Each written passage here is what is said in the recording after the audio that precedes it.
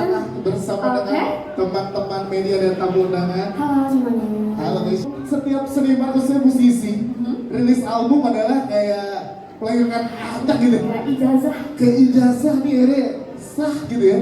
Punya album gitu. Nah ini Keisha, kita pengen tanya gimana akhirnya hari ini tiba dengan segala macam perjuangan yang kamu jalani selama ini. Rilis bentar lagi albumnya, silakan gimana?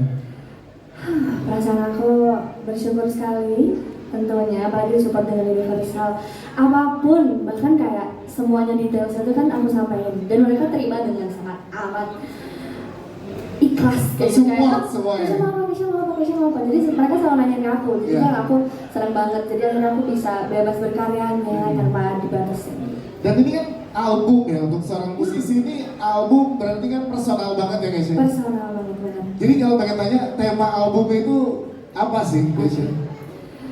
Sebenarnya ini luas banget sih, kayak dari ini di sebelah kanan ini bentuk fisiknya. Jadi dari fotonya, dari covernya, dari fontnya, dari warnanya itu semua ada artinya. Oke. Jadi ini panjang ya. Panjang ini boleh dijelasin ke teman-teman media nih. Jadi yang pertama, font Levronka itu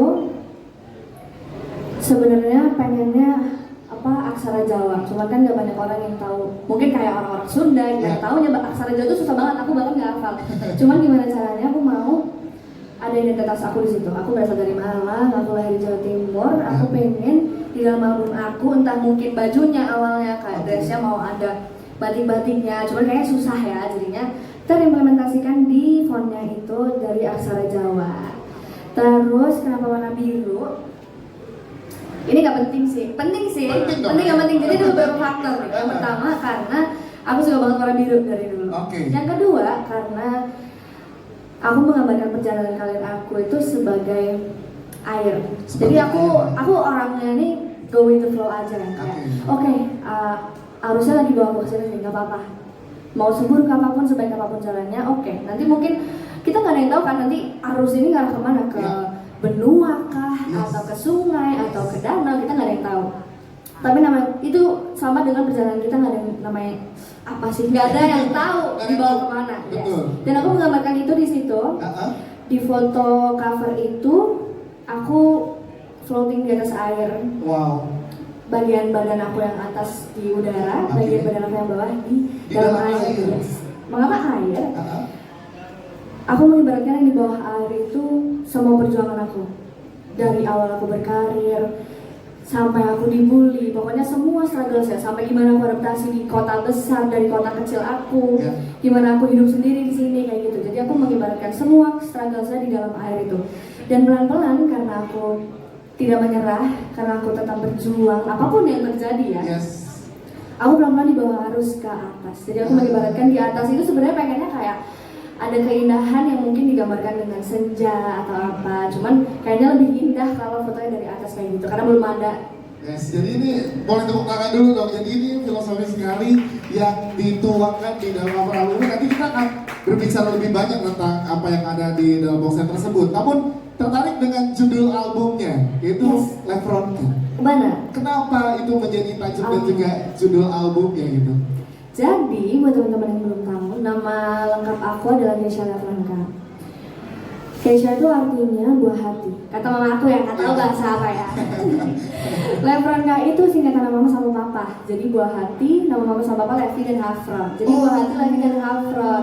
Nah karena ini album pertama aku dedikasikan untuk keluarga aku yang support aku, terutama orang tua aku. Jadi maka dari itu aku pilihnya Levronka. Wow, tepuk tangan dong. Ternyata makna dibalik nama Levronka itu dan dituangkan menjadi album ya. Berarti ada berapa lagu di dalam album Levronka ini?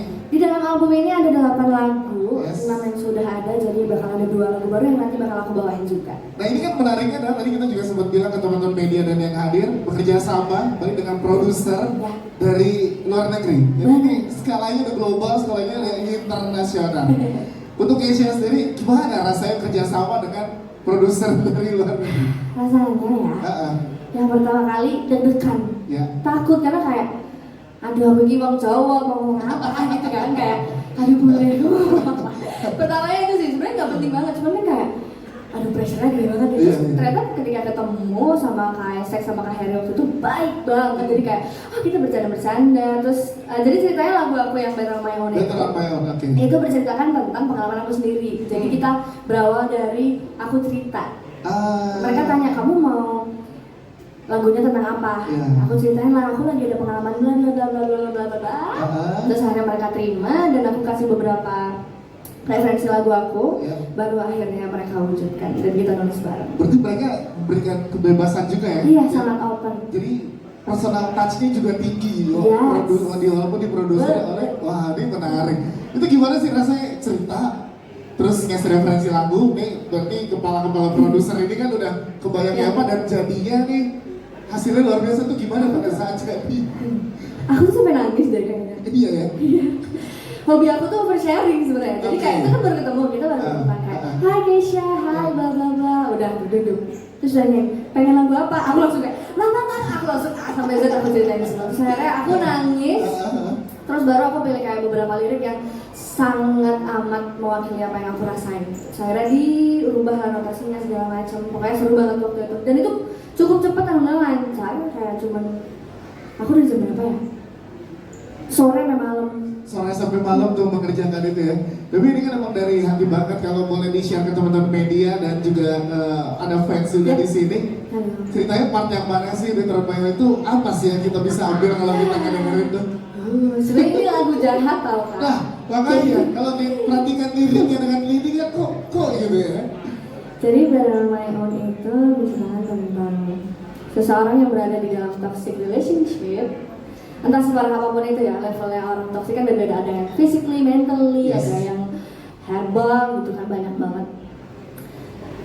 Cuman di dalam hubungan itu emang gak bisa dipaksain gitu. Emang kayak kita tuh lebih baik sendiri-sendiri.